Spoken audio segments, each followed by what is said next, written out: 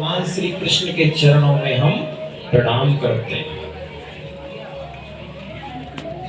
और ऐसे कृष्ण स्वरूप है श्रीमद् भागवत। भागवत क्या है? भागवत कृष्ण है। श्रीमद् भागवता चोयम प्रत्यक्ष कृष्ण एव ही। श्रीमद् भागवत प्रत्यक्ष कृष्ण है। जिस स्थान पर भागवत जी विराजमान हो जाती हैं वहां भगवान कृष्ण विराजमान हो जाते हैं। क्योंकि जिस समय भगवान यहां से जाने लगे ना, उस समय अर्जुन को भेज दिया पूरी द्वारका। भगवान को पता द्वारका समुद्र में डूबने वाली है। श्राप लगा था उनको माता गांधारी का, तो जितने भी उनका परिवार था भगवान का सब एक दूसरे को मारने लगे, खत्म होने लगे। 10-20 यदुवंशी बचे थे, ज्यादा नहीं, सब मरने लगे। तो भगवान ने अर्जुन को भेज दिया। अंत में उद्धव, जो उनके कृष्ण के परम मित्र थे उद्धव, वो अकेले थे भगवान के पास। जब बहेलिये ने बाण मारा था भगवान के चरण में, उद्धव रो रहे थे कृष्ण के, क्योंकि कृष्ण जाने वाले हैं। कृष्ण जाने वाले थे। उद्धव कहते हैं कि प्रभु मैं भी आपके साथ चलूंगा, मुझे भी ले चलो, मुझे यहां नहीं रहना, आपके बिना नहीं रह पाऊंगा। तो भगवान ने मुस्कुरा करके कहा, उद्धव तुम इतने ज्ञानी होके भी ऐसी बात करते हो। सबसे पहले तो ये समझ लो, न मैं कहीं आता हूं न मैं कहीं जाता हूं। न मैं कहीं आता न मैं कहीं जाता। जिसको दिख जाता हूं तो कहते हैं भगवान दिख गए, आ गए। नहीं दिखता हूं तो लोग समझते हैं भगवान है।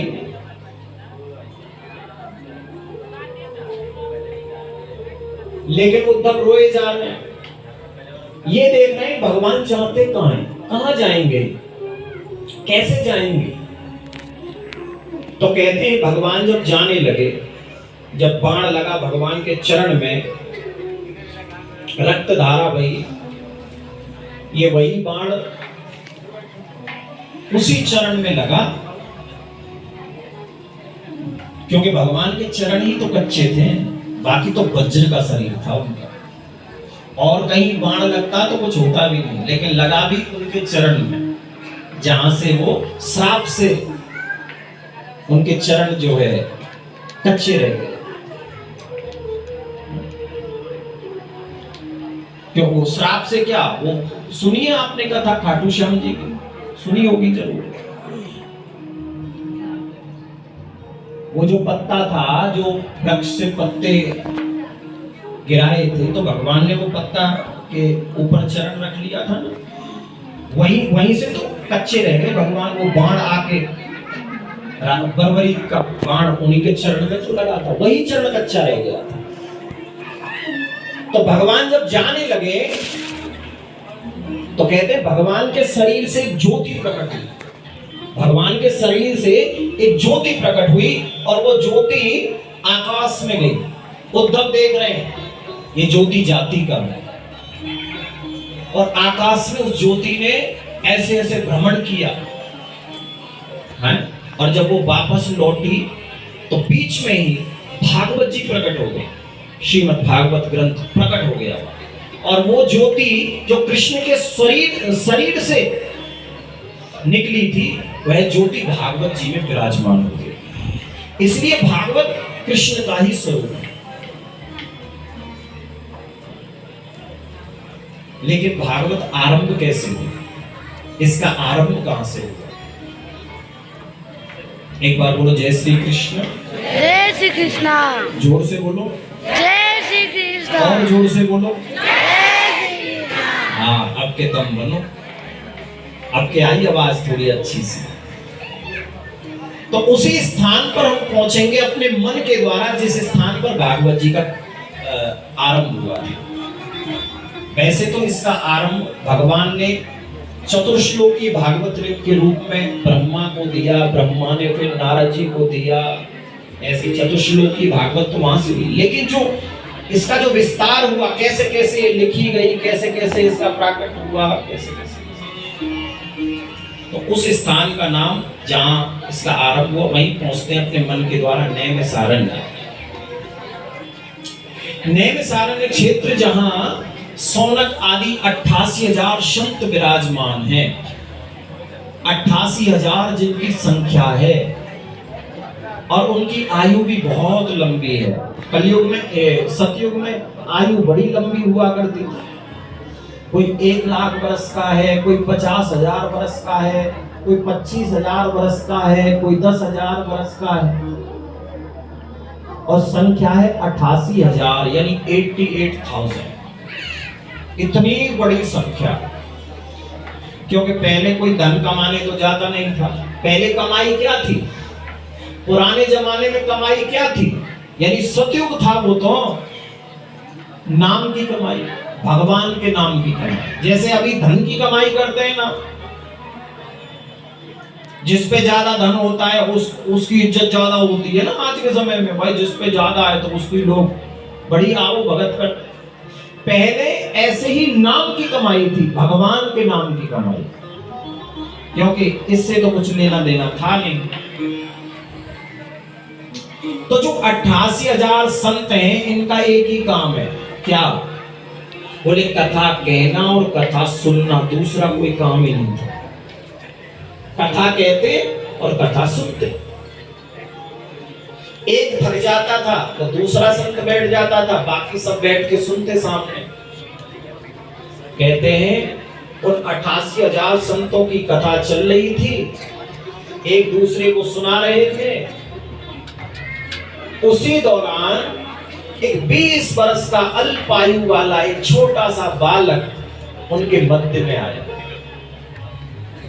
और आकर के जैसे उनके मध्य में प्रवेश किया तो 88,000 संत उस बालक को देख करके खड़े हो गए उसके सम्मान में। अब ये बालक जो है संकोच में पड़ गया, संकोच के कारण ऐसे हाथ जोड़ लिए और हाथ जोड़ करके इस बालक ने कहा, बाबा कहां मैं कहां आप, मैं छोटा सा बालक, आप इतनी आयु के, कोई 20,000 वर्ष का, कोई 50,000 वर्ष का, कोई 1 लाख वर्ष का, आप मेरा इतना सम्मान क्यों करते हैं? मेरे सम्मान में खड़े क्यों होते हैं? तो संतों ने बड़ा सुंदर जवाब दिया उस बालक को, जिसका नाम है सूत जी। सूत किसे कहते हैं? जो हमें सूत्र प्रदान करें, वेदों के सूत्र, शास्त्रों के सूत्र, सूत जी। तो 88,000 संतों से जब उस बालक ने कहा कि कहां मैं इतनी अल्पायु का बालक, कहां आप इतनी वृद्ध, इतनी लंबी आयु, आप मेरा इतना सम्मान क्यों करते हैं? तो संतों ने कहा कि सूत जी, हम आपसे उम्र में ही तो बड़े हैं और उम्र में बड़ा होने से कोई बड़ा नहीं माना जाता, क्योंकि शास्त्र कहता है कि धन वृद्धा, बल वृद्धा, आयु वृद्धा तथैव च ते सर्वे अपि ज्ञान वृद्धस्य किंकरा शिष्य किंकरा। अगर हमसे कोई धन में बड़ा है तो वो बड़ा नहीं माना जाएगा, धन वृद्धा। बल वृद्धा, अगर हमसे कोई पराक्रम में बड़ा है, बल में बड़ा है, ताकत में बड़ा है, शक्ति में बड़ा है, तो वो बड़ा नहीं माना जाएगा। आयु वृद्धा तथैव च, अगर कोई हमसे आयु में बड़ा है, उम्र में, तो वो भी बड़ा नहीं माना जाएगा। तो फिर बड़ा कौन माना जाएगा?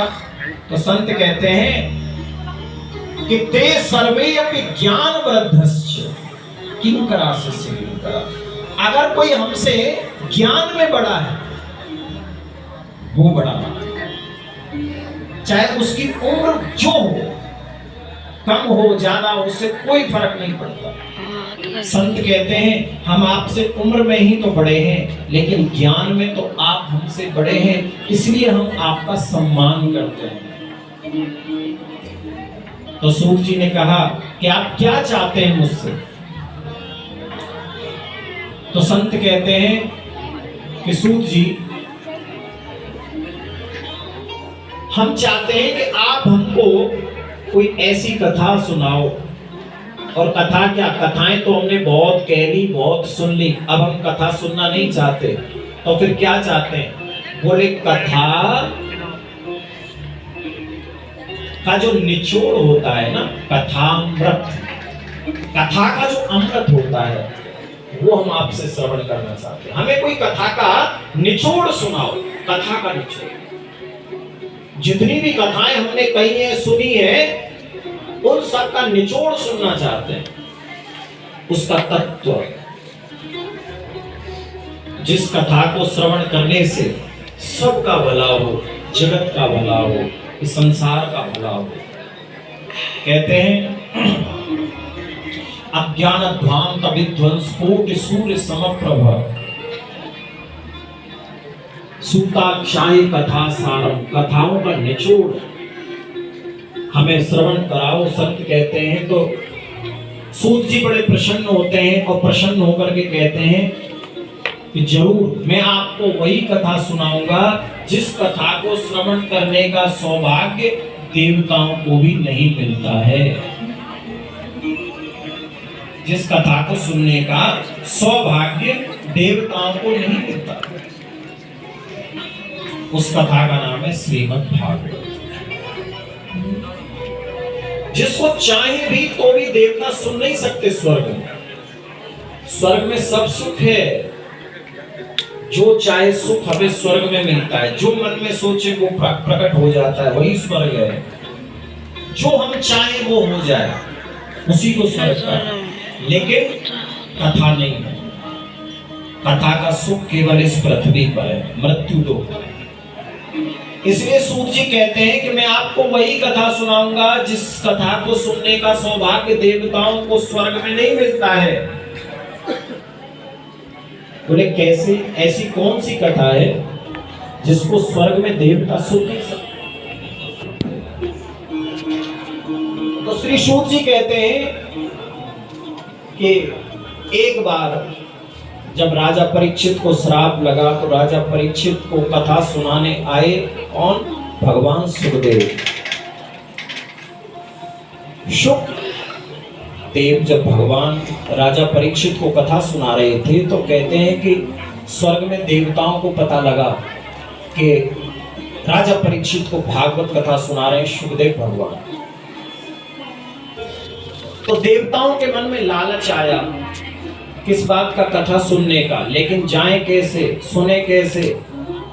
अगर कथा में जाएंगे तो कुछ लेके जाना पड़ेगा, कथा का नियम है भाई। 4 स्थान ऐसे होते हैं शास्त्रों में जो बताए जब खाली हाथ नहीं जाया जाता। उनमें से एक स्थान है कथा का, भगवान की कथा, भगवान का मंदिर। यानी भगवान के यहाँ अगर हमें जाना है, चाहे वो कथा सुनने जाना हो, चाहे दर्शन करने जाना हो, खाली हाथ नहीं जाना चाहिए। तो क्या लेके जाएं? तो देवताओं के पास तो एक ही चीज है, क्या? अमृत। दूसरा तो कुछ है नहीं। अब संसार में हम यहाँ बैठ के जब हम कथा सुनने आते तो फल ले जाते हैं,